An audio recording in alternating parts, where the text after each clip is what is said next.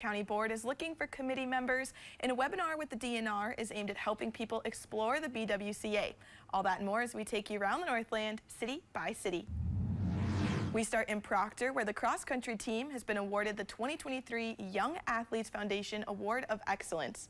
Members of the team are regular volunteers at many events, including the Wednesday night and Saturday morning at the Races series. Some students ran in these events when they were younger and have come back as volunteers now that they're older. The award has been given out annually since 2017 to recognize dedication, commitment, and service to the growth of the Young Athletes Foundation.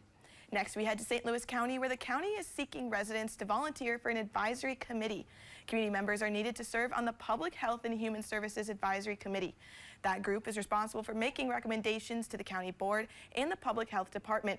The group has one at-large appointment as well as a number of appointments in various geographic areas. Terms are 2 years, and the deadline to apply is November 17th.